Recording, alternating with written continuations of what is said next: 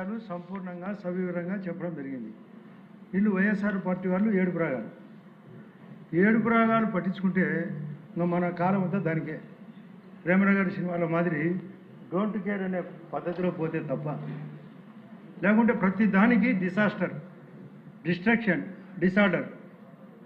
అతను సభకు రావాలని లోకేష్ గారు చెప్తున్నారు. అతను రాలేడు. కారణం ఇక్కడ చేసిన అభివృద్ధి, ఇక్కడ అమరావతి మన 18వ తేదీ నాడు ఒక సీడ్ యాక్సెస్ రోడ్డు స్టార్ట్ అయింది. అవి ఎట్లయినా కంప్లీట్ అవుతుందనే విషయం చెప్తాము.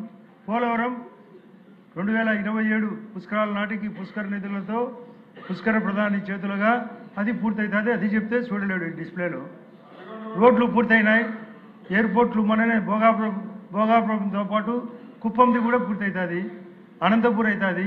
నెల్లూరు దగ్గర అవుతుంది అంటే చూడలేడు. ఇల్లు కడుతున్నాం అంటే చూడలేడు. కాబట్టి చూడలేక రాలేదు. మీరు ప్రతిపక్షం ఇచ్చినా, మీరు ఎట్లో గట్ట మనమందరం కలిసి ప్రతిపక్షం ఇచ్చినా, సగం టైం అతనికి ఇచ్చినా అతను రాలేడు. కారణం అసూయ, ద్వేషం. మామూలుగా ఒక సామెత ఉంది అధ్యక్ష, నన్ను చూసి ఏడవకురా అని.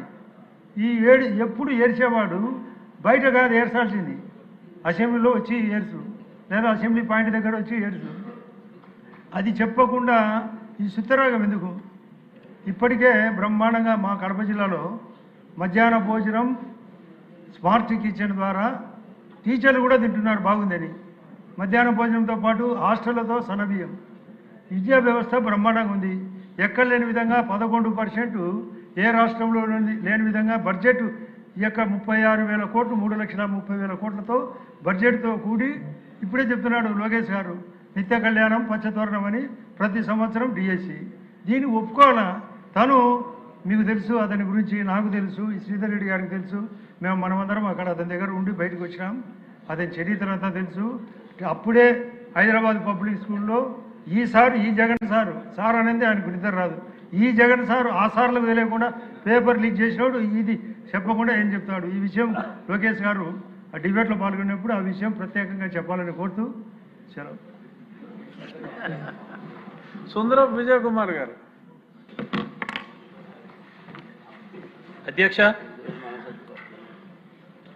మెగా డిఎస్సి మీద ఈరోజు ఈ రాష్ట్రంలో ఒక కన్ఫ్యూజన్ క్రియేట్ చేద్దామని చెప్పి అపోజిషన్ పార్టీ ఈరోజు రాష్ట్రంలో చాలా కన్ఫ్యూజన్గా మాట్లాడటం, వాస్తవానికి రాజకీయ పార్టీలు, రాజకీయ నాయకులు, ఒక ప్రభుత్వం 1924 మధ్యలో ఈ ఆంధ్రప్రదేశ్ రాష్ట్రంలో ఒక ప్రభుత్వంలో ఉండే వ్యక్తులు, మంత్రులు, ముఖ్యమంత్రితో సైతం మాట్లాడుతున్న తీరు చూస్తూ ఉంటే అసలు వీరికి ఏమీ తెలియకుండా 5 సంవత్సరాలు గడిచిపోయిందా అనే పరిస్థితి కనపడుతుంది అధ్యక్ష. నేను మా నియోజకవర్గంలో